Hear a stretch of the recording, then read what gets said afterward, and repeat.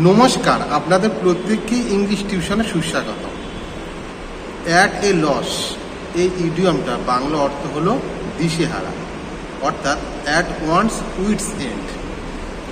আচ্ছা, দিশেহারা বলতে কি বোঝায়? দিশেহারা বলতে একটা মানুষ কোনো বিষয় কি করতে হবে বা কি করা উচিত এ বিষয়ে সঠিক সিদ্ধান্ত নিতে পারছে না, অর্থাৎ কিং কর্তব্য বিমূঢ় বা হতবুদ্ধি।